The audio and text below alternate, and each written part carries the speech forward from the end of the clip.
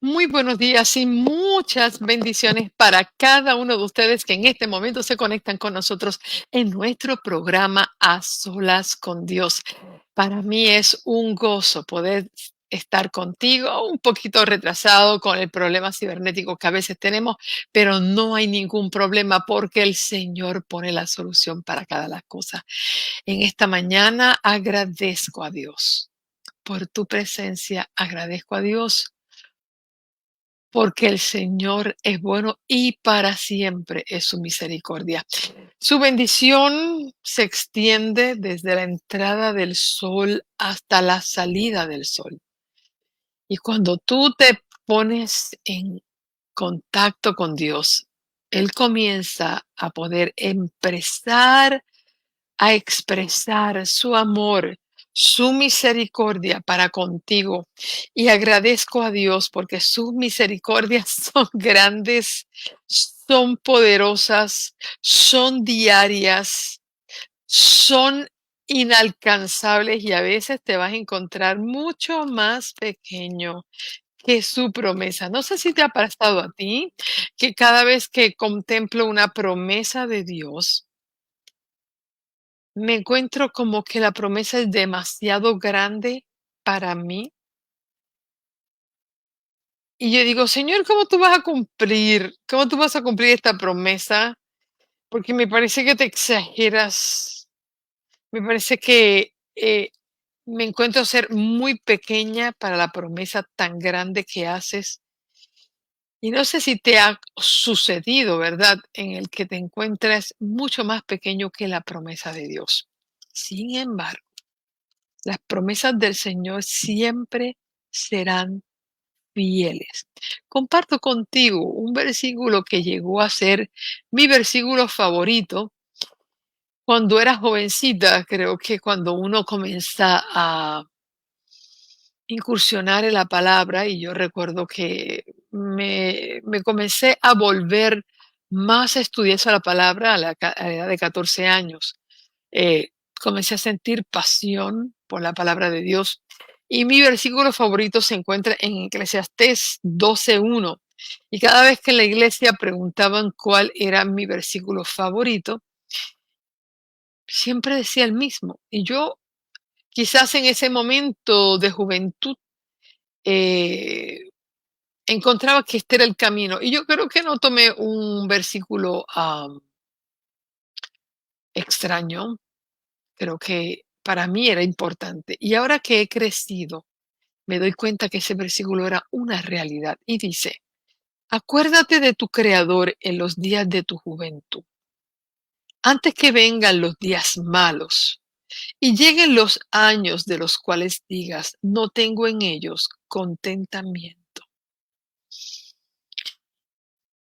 Definitivamente que cuando yo miro hacia atrás y veo mis años de juventud y pienso, Señor, si no te hubiese conocido en mi juventud, si no te hubiese aprendido a amar desde joven, ¿estaría yo aquí?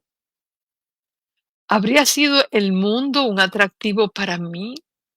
El no poder conocer un Dios real, un Dios poderoso. Creo que mis experiencias con Dios, las primeras las comencé a tener desde ese entonces. De paso, en el 1981, yo lo dije en el 2020, en el 1981, yo era una jovencita de 16 años. Y yo tenía que tomar una decisión importante que iba a marcar mi vida, toda mi vida. Y cuando yo miro para atrás, yo dije, wow, señora, a los 16 años, siendo una niña ignorante, tomé la decisión correcta que iba a definir en gran manera mi futuro. Es más, todo mi futuro. Y aun cuando yo no entendía la decisión y a mí, a mi juventud me parecía que era una decisión muy dura, muy difícil, renunciar a algo que yo amaba mucho. Recuerdo que esa decisión la basé en la matutina que yo leía en aquel entonces, que era la matutina de Boris Benden. Y yo, esa mañana, Había sentido en la madrugada ese peso en mi corazón que Dios me decía: "Ve, ve y termina esto. Ve y toma la decisión de renunciar a algo que tú quieres mucho". Y cuando yo pienso cómo en mi juventud tomé la decisión que iba a afectar mi edad actual, y le dije: "¿Cómo tomé esa decisión? ¿Cómo tuve el valor para tomar esa decisión?". Y la respuesta no se hace esperar. La respuesta es inmediata, y era porque estaba conociendo a Dios. Estaba buscando a Dios a esa edad, muy temprano en la mañana. Y recuerdo que me levantaba, en mi cuarto tenía una sola ventana que daba hacia la finca. Mi papá tenía una finca de 10 de 5 cuerdas o acres, y era por donde solamente podía salir, y me recuerdo que yo cada mañana me levantaba a mirar las estrellas por mi ventana, y yo sabía que Él estaba allí. Entonces, cuando nos acordamos de nuestro Creador en los días de nuestra juventud, antes que lleguen los días malos, yo a la edad de 15 años jamás pensé vivir lo que después iba a vivir, jamás. Sin embargo, el Señor me preparó en un amor que yo no podía entender que sentía para Dios. El Señor sí lo entendía. Y yo no sé cuál ha sido tu experiencia. No sé si conociste a Dios de joven, de, de casado, de adulto con hijos o recientemente. No sé cuáles han sido tus experiencias con Dios, pero no importa a la edad que lo hemos recibido. Yo quiero decirte que la influencia que tiene la presencia del Espíritu en nuestra vida desde el día que entró en nuestro corazón y comenzamos a tomar decisiones en favor de Dios, bueno, van a marcar todo tu futuro. Así que agradezco a Dios por ese versículo. Acuérdate de tu Creador los días de tu juventud, antes que lleguen los días malos y lleguen los años de los cuales digas: "No tengo en ello contentamiento". Y yo no puedo decir que no he tenido contentamiento. Recuerdo un primo que tenía, me decía: "Liz, tu vida es la más aburrida. No vas al cine, no baila, no sales a fiesta con los amigos. ¿Qué juventud es la tuya? ¿Por qué no vas con nosotros y nos vamos a un party y nos vamos y de rumba y nos damos de discoteca?". Le digo: "No, yo no hago nada de eso. No bebo, no comía, dejé de comer carne a la edad de 12 años". Y me dice: "Que no comes carne, pero tú eres loca. Qué vida tan aburrida la tuya". Y veía a todos mis primos que salían, incluso cuando se celebraba el cumpleaños de alguno de mis tíos o de mis primas que cumplían 15 años. Bueno, se formaba la fiesta. Y mi primo siempre me sacaba a bailar. Le dije: "No, no bailo, no bailo". Me dice: "Vente, no seas aburrida". Y que mirando ahí todo el mundo baila. Yo: "No, yo lo disfruto, yo me río de todas las locuras que ustedes hacen". Y él me decía siempre: "Liz, qué aburrida ha sido tu juventud". Hasta el día que enfermó gravemente. Se casó, tuvo sus hijos, se enfermó gravemente. Y un día me dijo: "Oh, Liz, cuánto hubiese te querido yo tener la vida aburrida de joven que tuviste". Hoy yo tengo mi primo a la edad de 40 y pico de años, como tenía como 47, 45 o 46. Llegó a tener 62 condiciones de salud. El doctor le dijo: "Tienes enfermedad como si fueras un envejeciente de 87 años. No sé qué hiciste con tu vida, pero tienes enfermedades de un envejeciente de 87 años". Y lamentablemente mi primo murió siendo muy joven, pero me siento con la satisfacción de que cuando murió ya había conocido a Jesús. Me dijo, déjame, tú lo conociste en tu juventud, yo lo estoy conociendo en mi enfermedad. Cuánto me hubiese gustado haber tenido la vida aburrida que tú tuviste, porque hoy eres joven, te ves joven, tienes tu familia, tienes hijos sirviendo a Dios, tienes una familia hermosa y yo aquí me estoy muriendo y estoy orando por mis hijas para que el Señor las encamine. Y me siento tan feliz de que él fue a la iglesia y aun con una enfermedad, siendo tan joven, abrazó a Dios con todo su corazón, se bautizó y el día de su bautismo le hizo un llamado a su mamá, a su hermana, a sus hijos. Y gracias a Dios todos llegaron a conocer el Evangelio. Yo creo que el Señor tuvo misericordia. Así que no sé si tú eres joven, no sé, ¿verdad? Quizá prácticamente lo que tenga aquí yo son personas adultas y de paso saludo a todos aquellos que nos están dejando sus peticiones y su gratitud y sus bendiciones. Quizás algunos pensaron que no iba a salir la transmisión. Sí, salimos, aquí luchamos contra todo. Y saludo a Elsa, a Miriam, a Carmen Salgado, a Damaris Álvarez, a Carmen Irizarry. Tengo a Coralia, gracias Coralia, un abrazo para todos ustedes, bien, bien fuerte. Mi querida Norma Isabel, de allí de Arecibo, qué lindo poder saludarte, Claribel. Nidia Arce, Nidia, bendiciones. Te tengo siempre mis oraciones por tu salud. Mi querida Sandra Maya, Flor Matos, Margot Montilla, gracias por estar con nosotros. Mari López, Blanca Pérez, gracias Ibeliz, gracias Esther, gracias a todos los que ya están conectándose y dejándonos sus mensajes. No sé a qué edad tú conociste a Dios, pero yo estoy segura que a la edad que lo hiciste, cambió dramáticamente tu vida para bien. Hoy vamos a comenzar un tema que comienza con la fase 1, se va a llamar el ministerio de Elías.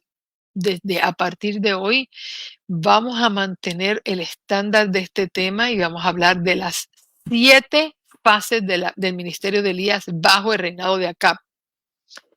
Ayer hablamos del reinado de Acab y hoy vamos a ver cómo entra el profeta Elías al reinado de Acab. Y va a tener 7 fases. Hoy vamos a tener la primera y por los próximos 7 a solas con Dios, próximos 6 a solas con Dios, vamos a estar hablando de Acab. Quiero también saludar a Guillermo Vilte, nos da los buenos días y pide oración por Tiago y por la suya. Así que también vamos a estar orando. Gracias, Mili, por estar por aquí. Ana Montijo Mojica. A Luisa, gracias a Luisa, allá en República Dominicana. Un abrazo para ti en Milagros Cosme, a Luz Contreras. Qué lindo, la familia se va uniendo. Un momento, por favor.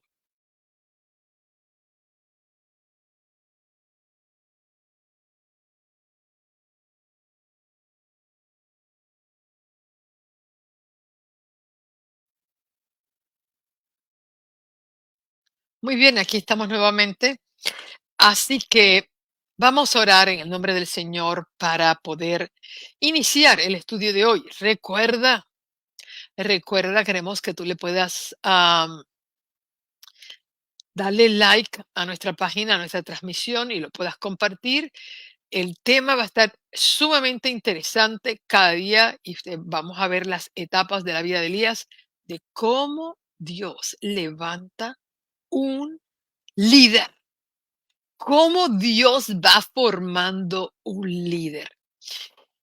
Y si tú quieres algún día llegar a ser ese líder de Dios, óyeme, este tema es para ti. Agradezco a Keila, quien nos da las gracias y me dice que todo salió bien ayer con su hija. Ay, que eso me da tanto gozo. Gracias por darme esa buena noticia. Hemos estado orando por tu hija y me siento feliz. Y me dice Sandrita que ella echaba de menos estos saludos. Gracias a Dios estamos aquí dándole abrazos a cada uno de ustedes. Acompáñame, por favor, y vamos a orar juntos para que el Señor se manifieste en esta hora. Oramos. Padre Santo, bueno, misericordioso Dios. Grande eres tú, oh Jehová. Tu poder es sobre toda la tierra. Y gracias porque cuando nos levantamos temprano, tu presencia eclipsa todo cansancio. Tu presencia eclipsa toda preocupación, todo miedo. Tu presencia eclipsa toda ansiedad y entramos en una esfera poderosa. Es como si entramos debajo de la nube en la que se metía Moisés para hablar contigo y se perdía Moisés.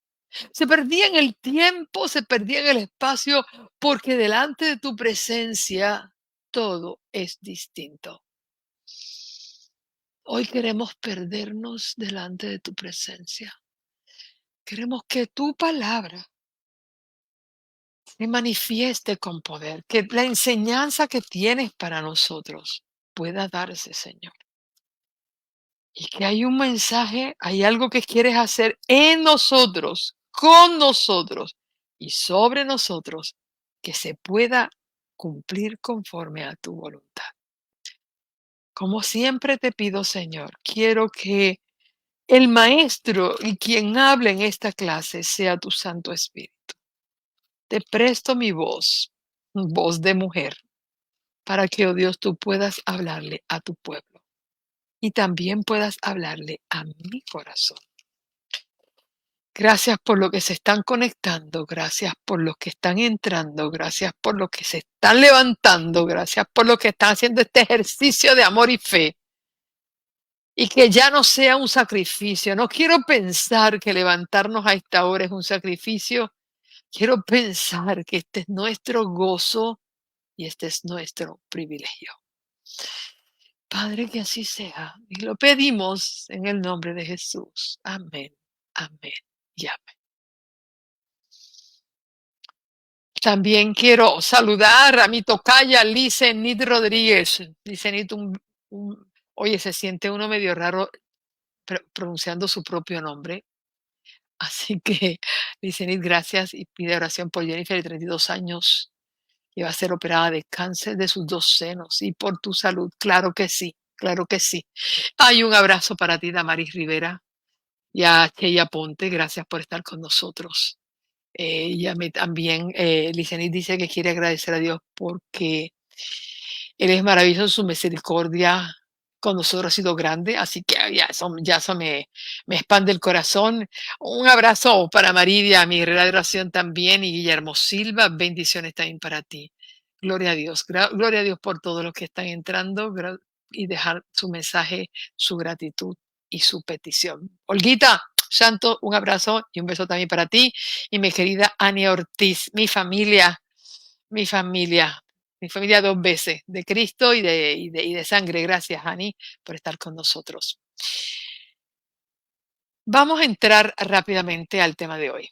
El tema de hoy, como le dije, va a ser la plataforma para conocer cómo Dios comienza a construir, a hacer un llamado en ti para hacer algo extraordinario. Y no olviden que estamos nosotros este año creyendo, orando. Bueno, si a ti se te olvidó, qué pena me da de ti, si olvidas muy rápido cuáles son los objetivos de este año.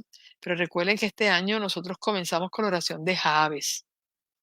Y esa oración de Jabes comienza diciendo, Señor, si tú me bendices, no con la bendición que tú quieres, ok, con la bendición que Dios elija de la manera que Él le dé la gana bendecirte, que no necesariamente es monetaria, esa bendición puede ser de otros ángulos, y tú extiendes mi territorio. Y si tú quieres que el Señor extienda tu territorio, tú vas a ver cómo Dios comienza a hacer esto.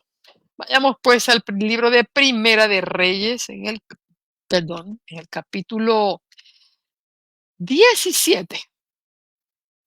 Vamos a Primera de Reyes 17, ahí comienza la historia de Elías. Bueno, el capítulo 16, los últimos versículos del 29 al 34, quiero que tengas tu Biblia, quiero que estés subrayando, quiero que te prepares para la clase de hoy.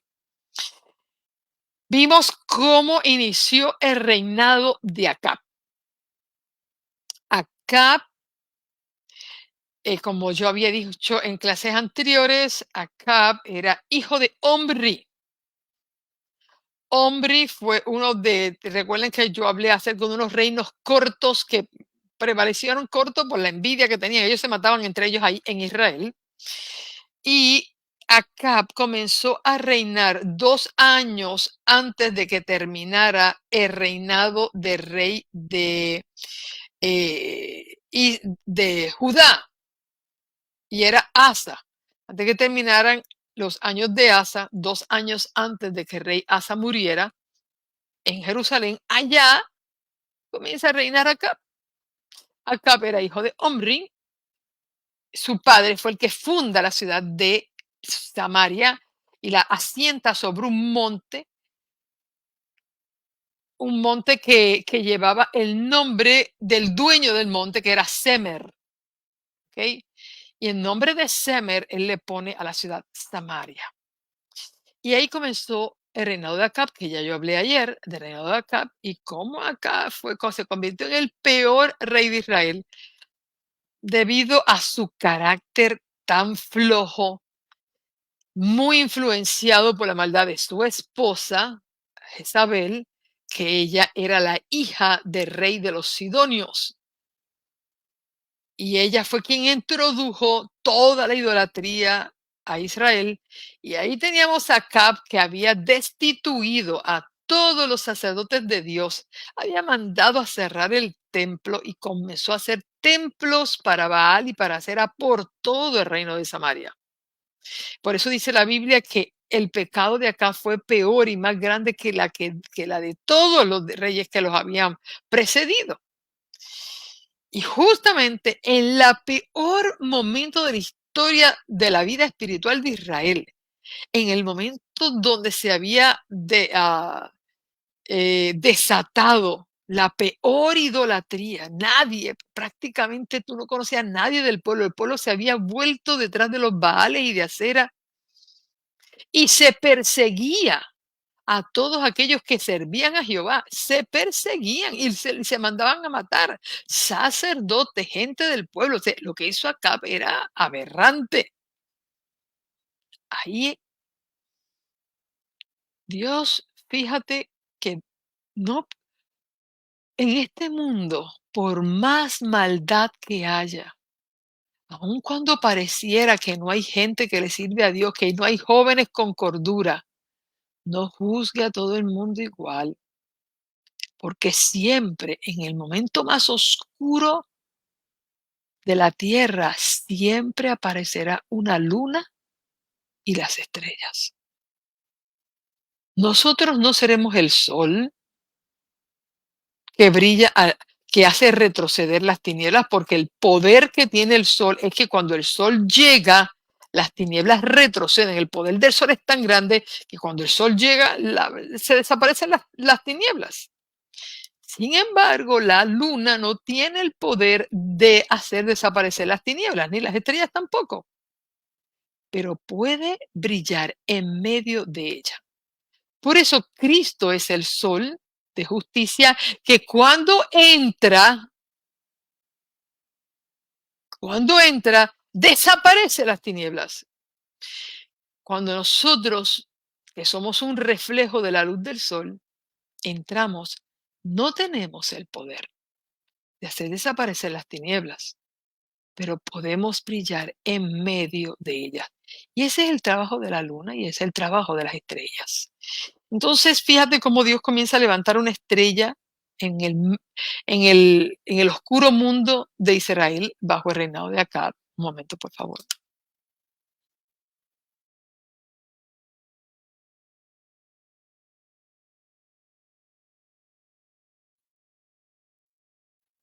Entonces vamos a ver cómo llega en escenario um, Elías. Leamos. Primera de Reyes 17 dice así.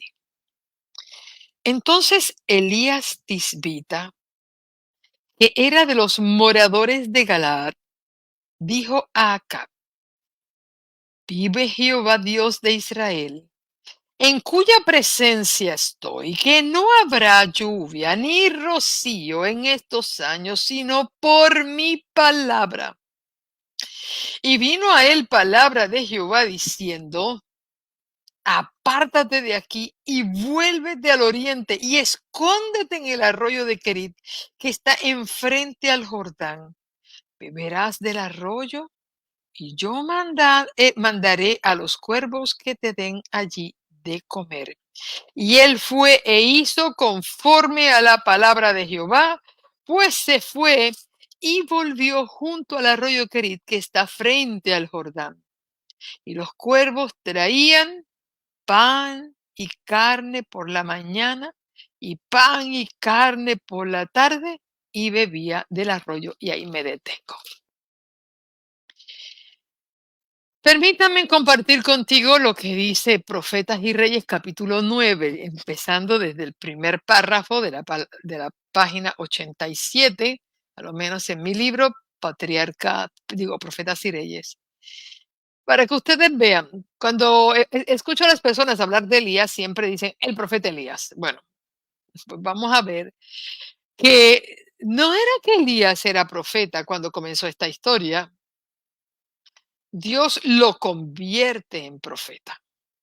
Cuando esta historia comienza, Elías no era profeta, era un, ahí no dice, entonces Elías Tisbita, el profeta o el vidente, siempre la Biblia lo clasifica, que sea Nani el vidente, que si Natán el profeta Natán, Dios nunca le quitó el título a nadie.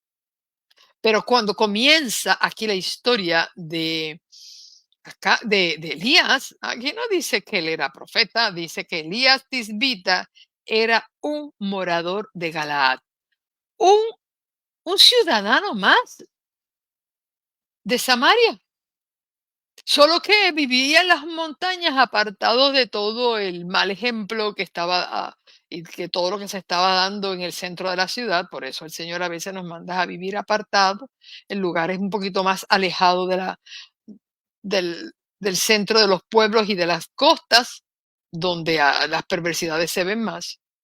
Y comparto con ustedes la lectura del capítulo 9 y dice: entre las montañas de Galaad, al oriente del Jordán, moraba en los días de Acab un hombre de fe. No dice un profeta, no.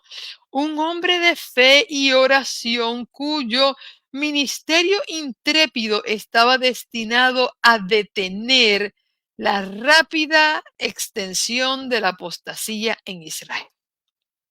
Alejado de toda ciudad de renombre y sin ocupar un puesto elevado en la vida, Elías Tisbita inició, sin embargo, su misión confiando en el propósito que Dios tenía de preparar el camino delante de él y darle abundante éxito. La palabra fe y de poder estaba en sus labios. Consagraba toda su vida a la obra de la reforma. La suya era la voz de quien clamaba en el desierto para reprender el pecado y rechazar la marea del mal. Y aunque se presentó al pueblo para reprender el pecado, su mensaje ofrecía el bálsamo de Galaad en las almas enfermas de pecado que deseaban ser sanadas. Estamos viendo que Elías era un ciudadano común, pero tenía dos cosas extraordinarias. Era un hombre de fe y era un hombre de oración. ¡Wow! Era un hombre de fe y un hombre de oración. La pregunta que te hago, ¿y tú? ¿Eres también una persona de fe y oración? Quizás no tengas un puesto de renombre, quizás no tengas tampoco influencias financieras, pero la pregunta es, ¿tú también eres un hombre y una mujer de fe y oración? ¿Te preocupa la situación en que vive el mundo? ¿Te preocupa la situación en que se encuentra la iglesia? ¿Te preocupa la situación, te causa preocupación la situación en que se viven en los hogares cristianos? Si tú eres de esas personas de oración y fe y vives preocupado y orando por eso, prepárate porque eso es lo que Dios está buscando para marcar la diferencia en el tiempo final. En el segundo párrafo dice, mientras Elías veía a Israel hundirse cada vez más en la idolatría, su alma se angustiaba y se despertó su indignación. Hay gente que ve el mal y dice, bueno, ya eso estaba profetizado, ya sabíamos que dice la Biblia que el padre contra contra el hijo y el hijo contra el padre, la madre contra la madre, la hija, la nuera, todo. Ya, y ya la Biblia dice que por causa del pecado la caridad se enfriaría. Sabes que mucha gente ve el pecado crecer con normalidad, ya nada les asombra, ya lo ven con normalidad. Ay, no sé ni por qué te escandalizas, ya eso se ve en todas partes. Es más, ya eso está aprobado. Y muchos han alineado su pensamiento con las conductas del mundo y no les causa ni impresión, ni preocupación, ni angustia. No, ten cuidado si ya tu mente se ha ido aclimatando a las tormentas de esta tierra, en las que ya no puedes ver el mal como mal, ya ves el mal normal. Y aquí está la diferencia en por qué todos los cristianos no son llamados por Dios para hacer una obra como la de Elías.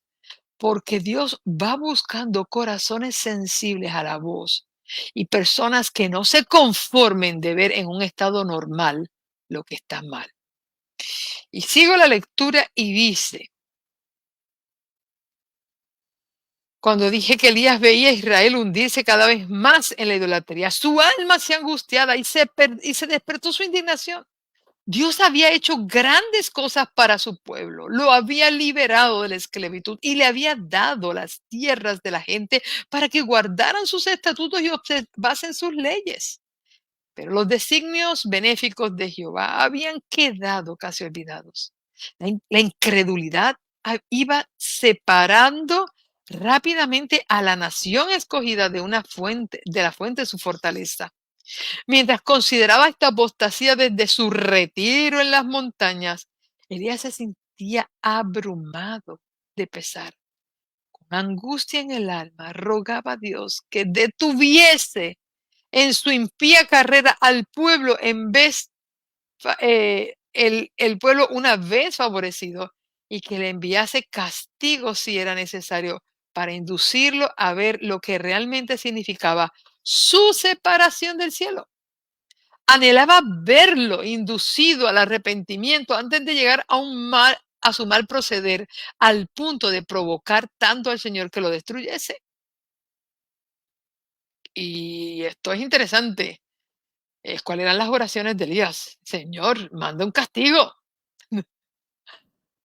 Yo no sé si eso también forma parte de tu estilo de oración, pero mira, ha tenido que formar parte de la mía y yo lo he dicho muchas veces.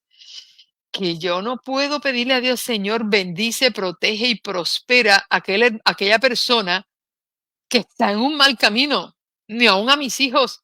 De hecho, recuerden que su mamá siempre estará levantando las manos para bendecirlo. Pero si yo los llego, si yo sé que ustedes están tomando decisiones erradas y van por mal camino, créeme que mis manos se van a seguir levantando, pero lo que va a cambiar es la oración. Porque si estás en un camino equivocado, no creas que voy a decir, Señor, bendícelo, protégelo, prospéralo. No, mi mano se va a levantar y dice, Señor, derríbalo en tierra, sacúdelo, métele la nariz en el fango. Permite que viva situaciones estresantes, difíciles. Azótalo y redargúyelo.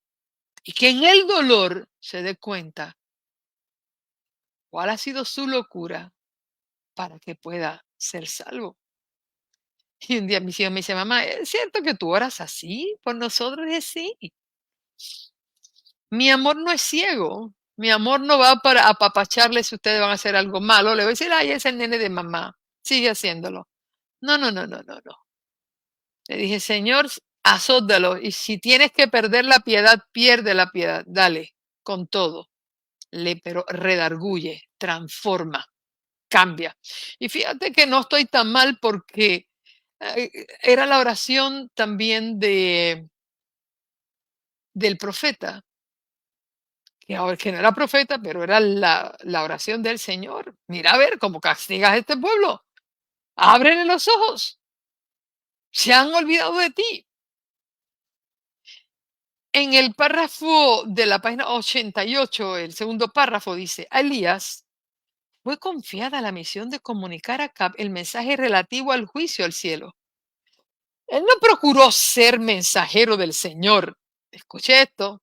Él no dice: "Ah, no, yo soy un profeta". No, no, no, no. Dios entre todas las personas,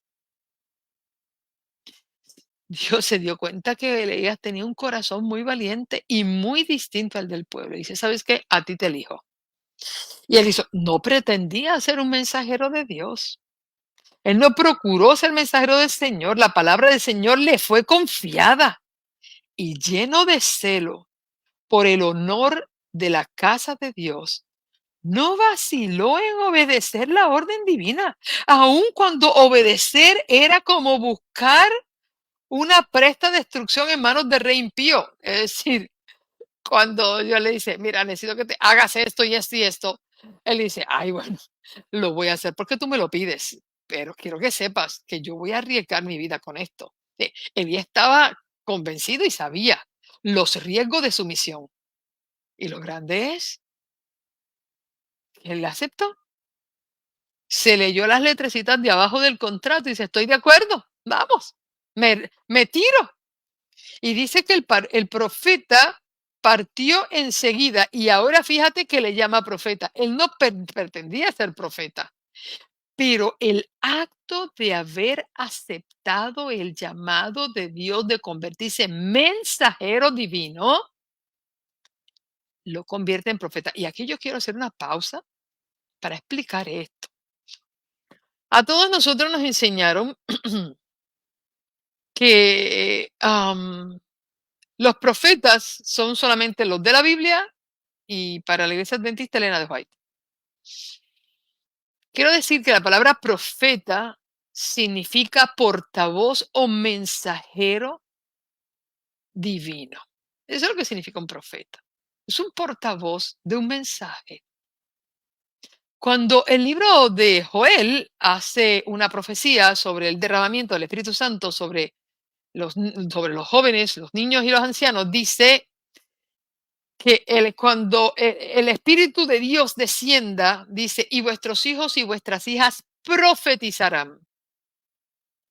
¿A qué se refiere incluso esa palabra, es decir, profetizarán, que se convertirán en los profetas del tiempo final? Pues sí, y no como profeta de que van a estar eh, dando profecías futuras y van a estar adivinando lo que va a ocurrir en los próximos años, porque esa es lamentablemente nuestra mente estrecha de cómo nos educaron, nos estrecharon el cerebro y no nos permitieron pensar más allá del concepto.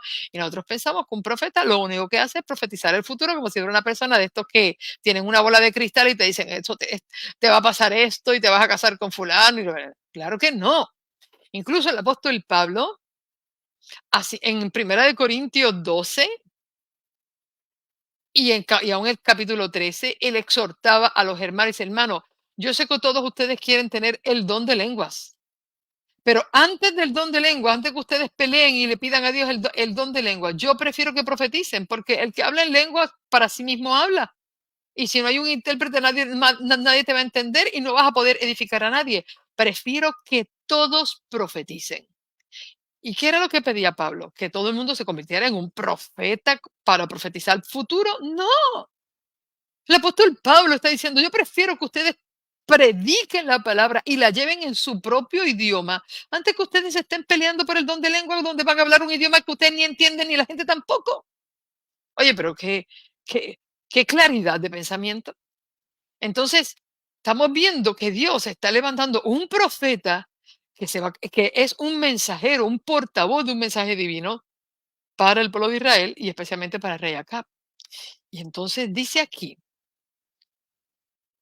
que el profeta partió enseguida y viajó día y noche hasta llegar a Samaria. Recuérdate que él vive allá en el monte Galate. Eso quedaba a bastantes distancias, kilómetros de distancia. Y dice que no solicitó ser admitido en el palacio, ni aguardó que se le anunciara formalmente. Es decir, que usted sabe que tocan así en la corte y dicen, ¡tatán! Con una trompeta, aquí viene fulano de tal para presentarse ante el rey. No, mira, cruzó la guardia, no buscó el protocolo. Y dice que arropado por la burda vestimenta que solía cubrir a los profetas de aquel tiempo, pasó frente a la guardia que aparentemente no se fijó en él y se quedó un momento de pie frente al asombrado rey. El rey estaba paralizado con todo pie. ¿Y tú cómo entraste aquí? Elías no pidió disculpas por su abrupta aparición. Un mayor que el gobernante de Israel le había comisionado para que hablara. Y alzando la mano al cielo, y esto ya me está gustando, porque no es que Elías dice, bueno, llegué aquí, tú perdona que interrumpí tu tranquilidad en tu palacio. Me disculpo, pero no te preocupes, la próxima vez seré más cortés. No, no, no, no, no, no. Elías entra con autoridad. Si él no se consideraba profeta, en ese momento lo estaba haciendo. Él no buscó un vestuario bonito y especial para presentarse ante rey Acab, porque no necesitaba honrar a un hombre que había llevado a la idolatría al pueblo de Israel. Se presentó con una clase de autoridad, y esa es la autoridad que Dios le da a cada mensajero. Cuando tú, hombre o mujer que me estás escuchando, joven, Dios te da una misión, la pone en tus manos y te dice, quiero que hagas esto. No se te ocurra hacerlo con timidez, no se te ocurra hacerlo con miedo. No, hazlo con poder, hazlo con autoridad, hazlo porque el peso del Espíritu Santo está sobre tu corazón.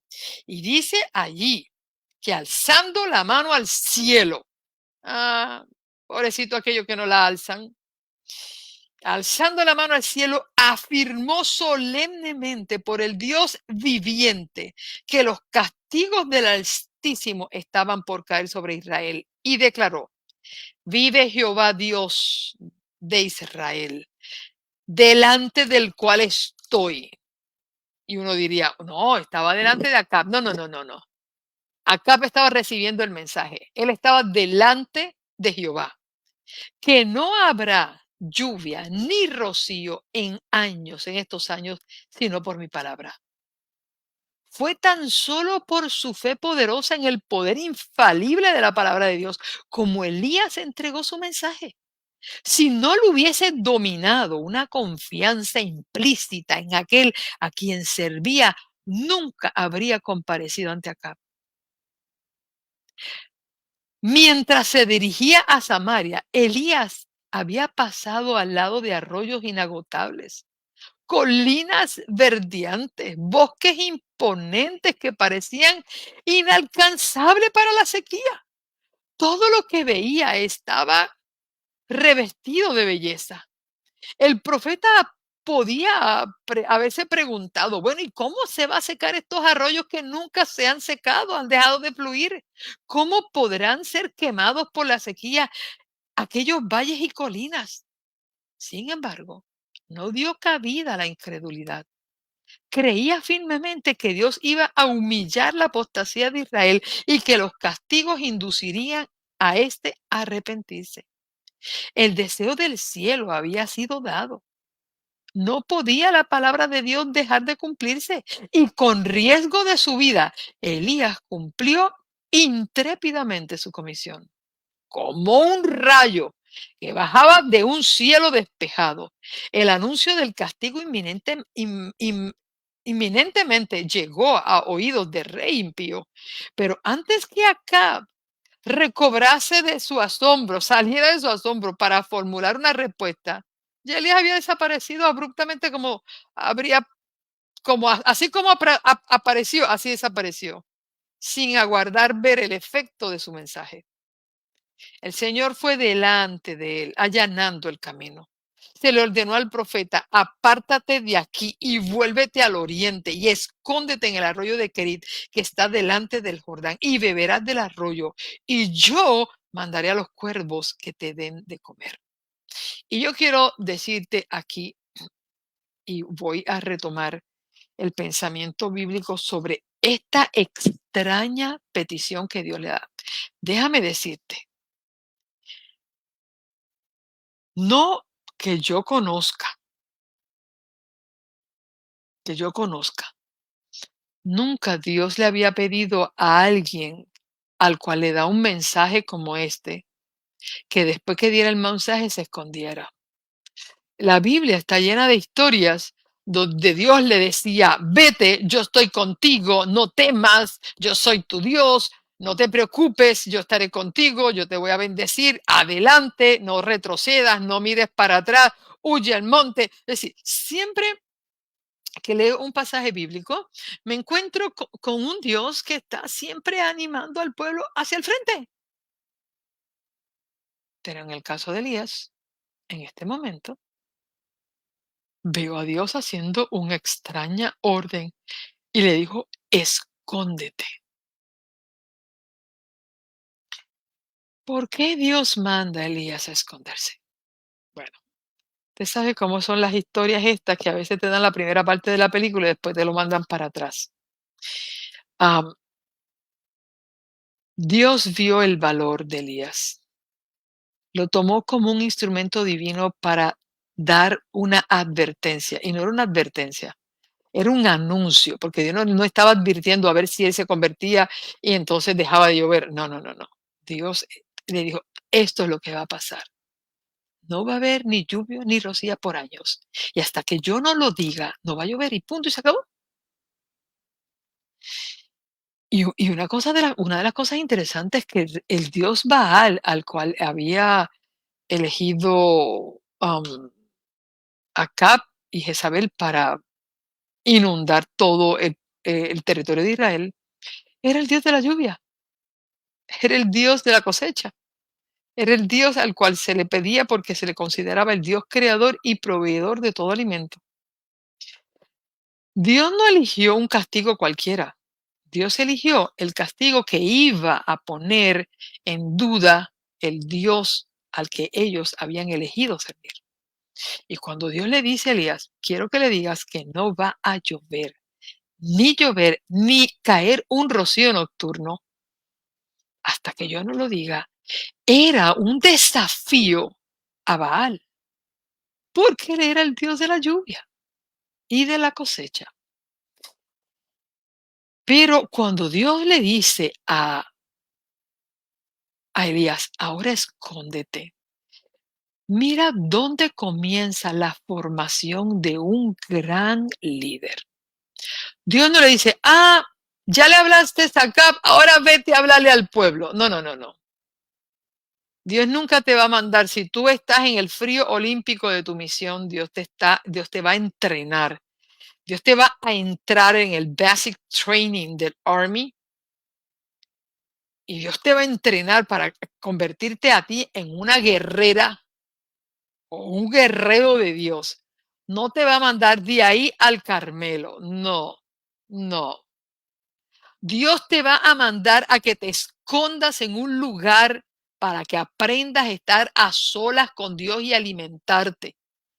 La grandeza de un líder, el llamado que Dios te va a hacer como profeta y mensajero de Dios para esta tierra, no comienza que tú te pongas un bonito vestido, tomas una Biblia o te pongas un saco muy elegante y te vayas a una iglesia a predicar. No, ahí no comienza. Comienza en el arroyo de Querit. Comienza en ese lugar que tú has apartado para estar a solas con Dios. Comienza en un altar de guerra en la que tú y Dios comienzan a alimentarse. Y yo quiero decirte, Dios es el ejemplo que Jesús nos dio. Cuando Jesús decide comenzar su ministerio mesiánico y se presenta en el Jordán para que Juan el Bautista, su primo hermano, lo bautizara. Y el Espíritu Santo se derrama sobre Jesús como en forma de paloma. ¿A dónde se fue Jesús? Cuando Jesús recibe el Espíritu y la aprobación del Padre que le dice, este es mi hijo amado en el cual tengo contentamiento, ¿qué? ¿Qué se quiso Jesús? ¿Se fue rápido a sanar enfermos y a resucitar muertos y a predicar por las sinagogas? No, se escondió por 40 días en un desierto para poder relacionarse con su Padre, para estar en oración, alejado de las opiniones de la gente, alejado del bullicio, alejado de las influencias de otros. Él se consagró en soledad para poder entender, conocer y prepararse para su misión.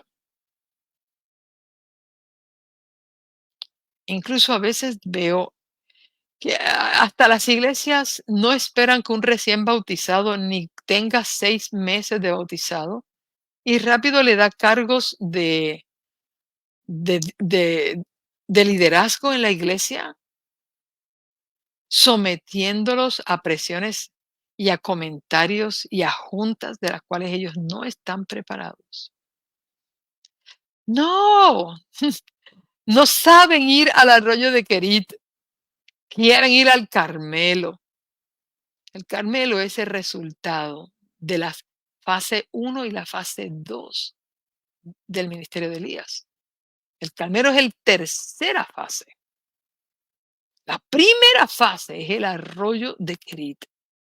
Y para mí el arroyo de Querit es en ese lugar donde tú te escondes y tú te metes para conocer a Dios.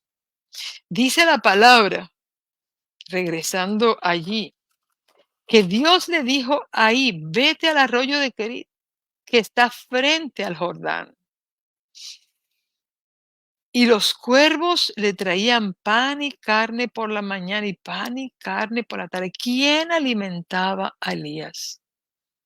Los cuervos. He escuchado a pastores, bueno, influyentes, decir que los cuervos no eran cuervos, que los cuervos eran un nombre que se le daba a unos beduinos que pasaban por el área y que ellos eran los que alimentaban a Elías. Bueno, pues no estaba tan escondido, no estaba tan escondido si los beduinos pasaban por ahí y le llevaban comida. No, porque los beduinos entonces tenían que pasar, no esporádicamente, tenían que pasar por la mañana y por la noche. No lo creo. No creo esa versión de que los cuervos eran el nombre que se le daba a los beduinos que pasaban por Kerit. Yo estoy completamente segura que Dios envió las aves. El cuervo, el cuervo fue el primer animal que Dios envió, Moisés envió para verificar la tierra si ya estaba seca. Es decir, Dios siempre ha usado cuervos. Bueno, los cuervos más impresionantes que vi, los vi en la ciudad de Lutsk, en Ucrania, cuando entramos, pero el tamaño de los cuervos de la ciudad de Lutsk, ay no, pero eso a mí me asustó porque pues, uno los ve acá más pequeño y cuando uno veía aquellos enormes pájaros negros que sobrevolaban en un día lluvioso allá en Ucrania, me parecía que estaba en una película de misterio en Londres y de hecho saqué fotos de los cuervos, todos así en el cable eléctrico, habían cantidades de cuervos. Yo dije, wow, me recordó esta historia, la historia de Noé, gracias, vida, la historia de Noé cuando envía a los cuervos. Y Dios había enviado cuervos. Yo quiero decirte que cuando tú aprendes a ir al arroyo de Querit, tú quieres comenzar un ministerio, tú quieres que Dios te use, tú sientes el llamado de Dios a ser una guerrera de fe, tú sientes el llamado de Dios a que el Señor te quiere extender tu territorio. Óyeme, no comiences en el África, no comiences en la India, no comiences al otro lado del mundo. Comienza en tu casa. Comienza contigo. No trates de predicarle a tu esposo primero, no trates de predicarle a tus hijos primero, no trates de predicarle primero a tus vecinos. Comienza contigo, comienza a alimentar tu alma en querid. Dios va a proveer esa agua y Dios va a proveer ese pan y esa carne. Y no me refiero a carne física ni a pan físico. Me refiero al pan y a la carne espiritual. Era una comida fuerte. Dios va a comenzar a alimentarte día y noche. Y si tú me dices a mí, no, hermana Liz, yo me levanto todas las mañanas temprano, oh sí, y por la noche, ¿qué? Cuando ahí dice que Dios traía pan y carne por la mañana y pan y carne por la tarde, que es cuando baja el sol, es porque estaba diciendo de que Dios estaba alimentando a Elías mañana y tarde. No te conformes con levantarte a las 5 de la mañana o a las 3 de la mañana a hacer un altar de guerra. Tu día debe comenzar con Dios y debe terminar con Dios. ¿Qué haces antes de acostarte? Ay, no, yo veo una serie de Netflix. Tu día abre y cierra con Dios en el arroyo de Kerit. El ministerio de Elías comienza escondido. Y déjame decirte que el ministerio de Jesús también comenzó escondido. Ah, una vez leí una cita que decía que cuando Jesús se apartó al desierto, aquellos discípulos de Juan el Bautista que habían escuchado y visto el bautismo de Jesús y escucharon las palabras del Padre decir, este es mi hijo amado en el cual tengo contentamiento, dice que cuando Jesús desapareció, la gente comenzó a buscarlo y María, su madre, había enviado a algunos discípulos de Juan, bueno, obviamente porque ella eh, era pariente de Juan el Bautista, le había solicitado a Juan que buscaran a Jesús. Nadie sabía dónde estaba. Y dice que en un momento Juan se tiró al desierto y encontró a Jesús demacrado, orando. Bueno, recuerde que estaba llevando días sin comer, demacrado, orando. Y dice que con un ademán Jesús le pide a Juan que se alejara. Que él no quería a nadie con él, porque nadie debía ver y ser testigo de la preparación que el Padre estaba haciendo con él para su ministerio. Ese era un momento privado. Nadie debía ser testigo de ese momento. ¿Cuántos fueron testigos del escondite de Juan? Nadie. Dios estaba alimentando espiritualmente. Yo siempre le he dicho a mi esposo, sabes que a mí me encantaría poder tener 40 días alejada de todo, sin transmisiones, lejos de todo el mundo, y que el Señor me pueda preparar para una misión superior, podien poder tener la experiencia del arroyo de Kerit y de los cuervos. Un momento en que uno no esté preocupado ni por el trabajo, ni la gente, ni el banco, ni la compra, ni nada. ¿Usted se imagina qué maravilloso sería que uno pudiera tomar unos días para estar a solas con Dios? Para alimentarse espiritualmente y estar en una comunión con Dios, que tú puedas sentir su presencia, escuchar su voz, percibir sus manos sobre ti abrazándote. Bueno, eso sería increíble. Y yo estoy segura, dice Sandra, ni teléfono para que nadie te llame, ni te pregunte nada. Y usted me dirá, ay, hermana, eso es una utopía. Ay, hermana, eso es imposible. Uno tiene, uno tiene compromiso, uno tiene familia, uno tiene trabajo. Imagínese que uno se aleje 40 días. Por eso hay gente que Dios puede llevar más lejos y a otros no. Porque todo depende el grado de sacrificio que tú estés dispuesto a hacer para estar en el arroyo de Kerit. ¿Tú quieres sentir la mano de Dios manifestándote sobre ti? Si no te puedes alejar 40 días como Jesús, si no te puedes alejar no sé cuántos días, porque la Biblia no dice cuánto tiempo estuvo Elías en Kerit. Incluso, ¿qué sacó a Elías de Kerit? Las circunstancias. Porque el versículo 7, que es el último de lo que estábamos hoy leyendo, dice, pasados algunos días se secó el arroyo porque no había llovido sobre la tierra. Las mismas circunstancias que rodearon el castigo que Dios comenzó a enviar sobre Israel obligó a Elías salir de Kerit. ¿Sabe por qué Dios permitió que el arroyo se secara? Porque ya sabía Dios que ya le estaba listo para su segunda fase. Y cuando Dios sabe que tú estás listo para la segunda fase, las circunstancias te lo van a decir.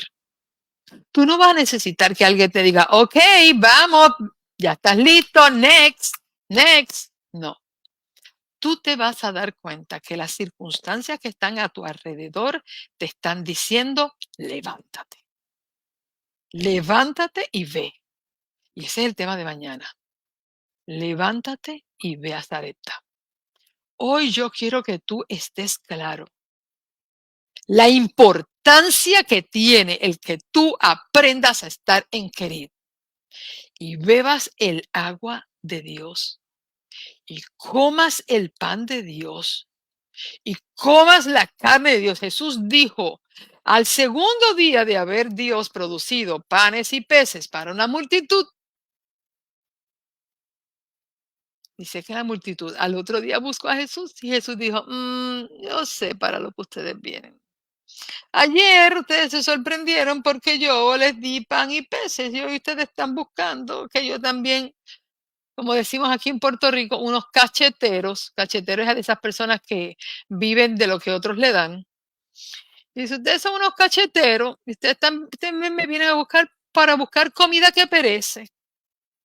Porque fíjate que ayer yo les abastecí, comieron hasta que se hartaron, como decimos en mi país, y hoy vienen buscando lo mismo porque tienen hambre. Pues yo les voy a decir que yo soy el pan que descendió del cielo, y el que no coma mi carne ni beba mi sangre verá el reino de Dios. Óyeme, pero Jesús dijo una cosa apoteósica, porque la gente lo entendió así literal, que se lo tienen que comer a él en su carne y en su sangre. Dice que la gente se sorprendió de su doctrina, se espantó y salió todo el mundo corriendo. Y cuando todo el mundo salió corriendo y los discípulos se preocuparon, como la multitud se alejó de Dios, ay Señor, pero ¿cómo se te ocurre decir eso? Le dice, bueno, si ustedes también quieren irse, se pueden ir.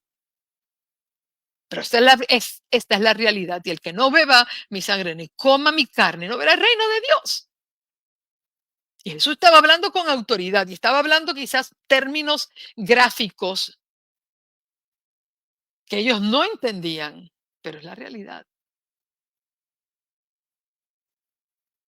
Y yo quiero decirte, por ahí he escuchado varias personas y recientemente escuché a alguien diciendo que lo único que el pueblo de Dios tiene que estar predicando ahora es la verdad presente.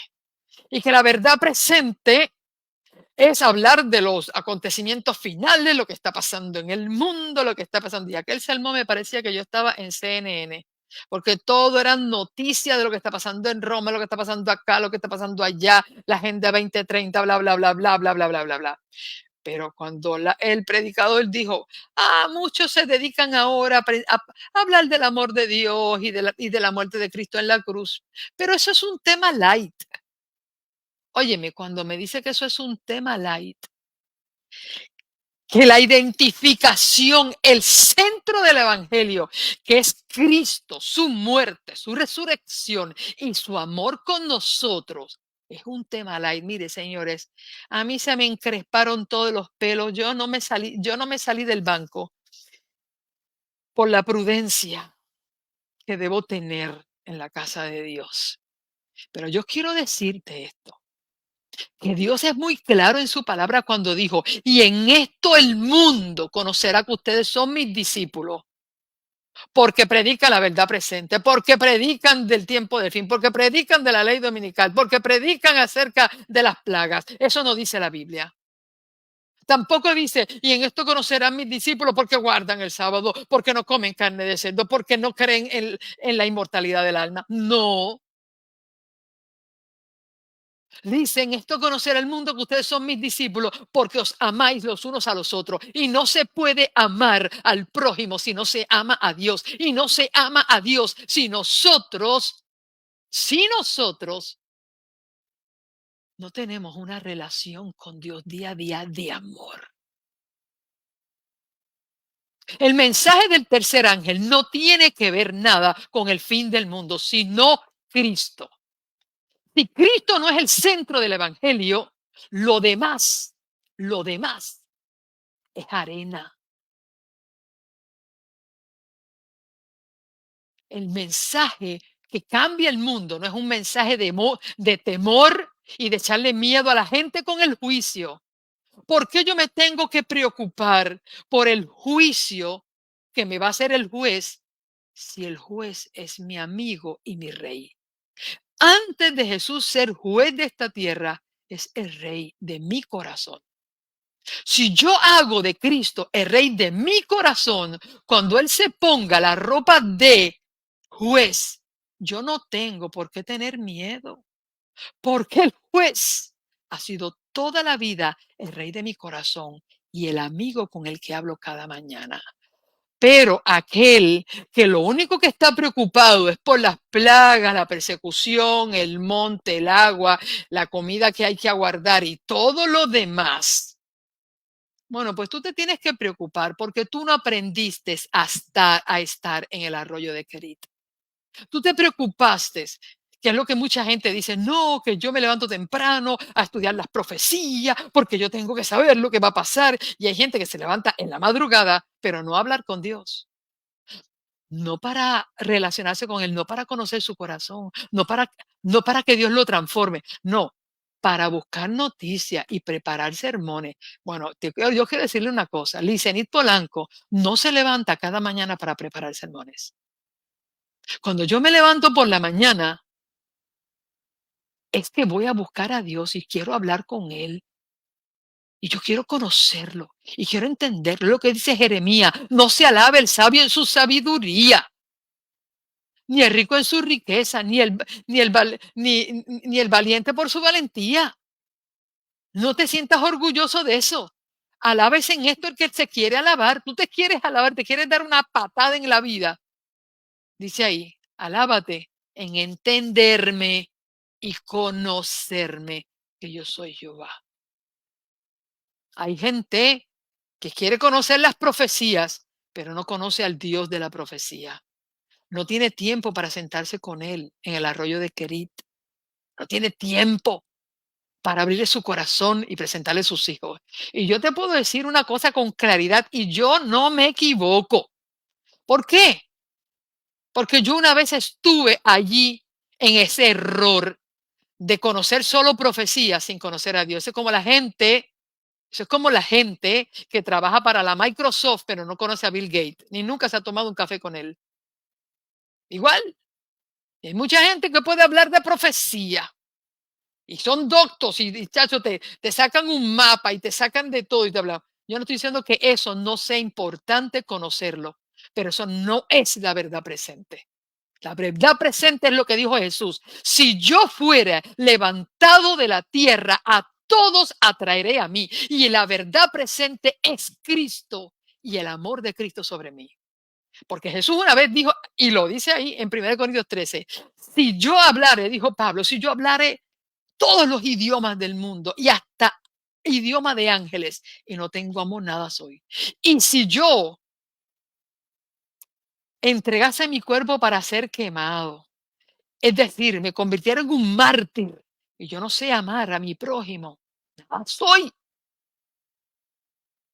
No importa todos los conocimientos proféticos que tú puedas tener y todas las habilidades con las que tú te puedes pasear entre las profecías y entre las bestias de Apocalipsis. ¿De qué te vale saber pasearte entre las bestias de Apocalipsis y no puedes tener un día de paz con tu marido? Y no puedes tener un día de paz con tus hijos. Y tú vives peleado con todo el mundo. Ay, qué maravilloso, qué lindo te quedó. No, no te peleas con las bestias porque no hablan. pero vives peleado con todo el mundo. Y casi todo el mundo que ha inclinado su corazón para solamente predicar esa verdad presente según ellos, quiero decirte, en su mayoría todos sus hijos están fuera de la iglesia. En su mayoría ya están divorciados. Viven una vida de soledad. Y dicen, oh Señor, mis hijos. ¿Sabes por qué tus hijos están afuera? Porque nunca conocieron amor. Lo único que conocieron fue el temor de todo lo que tú enseñaste y todo lo que tú te has aferrado, pero nunca conocieron ni el amor de Dios, ni tu amor, ni la misericordia. No. Oh, pero andan por el mundo proclamando mil cosas. Yo prefiero quedarme con Dios. Yo prefiero estar en el arroyo de Querid y bañarme en el arroyo de Querid y comer la comida más poderosa, que es mi Dios. Y si yo voy a predicar de algo, yo voy a predicar de Dios. Él es el centro del Evangelio. El centro del Evangelio ni son bestias, ni son plagas, ni son trompetas, ni son eventos, ni son números, ni son fechas. El centro del Evangelio es Cristo. Y Él lo dijo, si yo fuera levantado de la tierra, a todos atraeré a mí. El atractivo más grande del Evangelio es el amor de Cristo. Pero eso lo eliges tú. Eso lo eliges tú. Yo he tomado la decisión de comer en el arroyo de Kerit.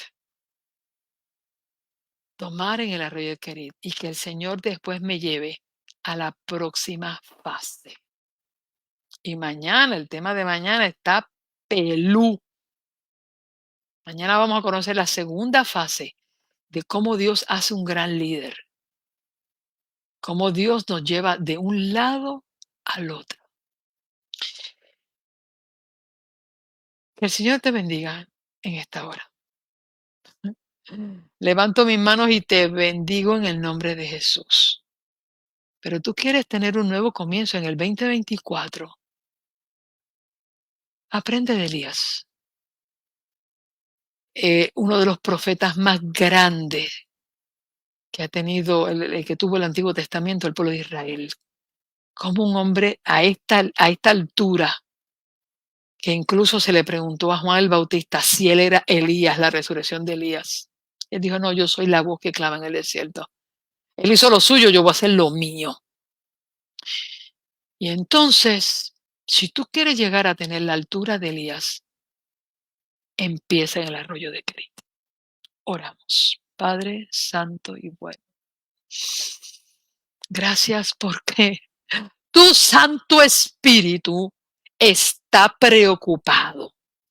El Santo Espíritu está, Señor, ansioso porque tu pueblo ha desviado sus ojos de ti. Y para preparar este pueblo para tu segunda venida, el Espíritu necesita regresar el corazón de este pueblo al arroyo de Kerit. Y en el nombre de Jesús de Nazaret, yo te pido, Señor, que tú a todos aquellos que en esta hora se han conectado y están escuchando esta transmisión, que tú, Señor, rompas nuestra cabeza, rompas nuestro cántaro, rompas, Señor, completamente nuestros estereotipos en los que los hombres nos enseñaron a creer, para que el Espíritu Santo comience a derramarse en nuestra alma y tú nos lleves al origen de todas las cosas. Llévanos al desierto, llévanos al arroyo de Kerit y prepáranos para la misión que tú nos has dado, para solo conocerte a ti. Que tú seas el centro y la razón y motivación de buscarte cada mañana. Nada ni nadie nos eclipse de ahí. Y si algunos, Señor, tengan que tomar la decisión de alejarse por un tiempo para solo conocerte y prepararse para la misión, dales el valor de hacerlo. Porque de la única manera que llegamos al Carmelo es habiendo conocido al Dios de lo imposible. Gracias, Padre. Gracias por revelarte hoy. Gracias por haber hablado. Te alabamos, te glorificamos, te bendecimos, levantamos nuestras manos, Señor, y te decimos que te amamos, Señor. Te amamos, Padre. Te amamos. En el nombre de Jesús. Amén, amén y amén.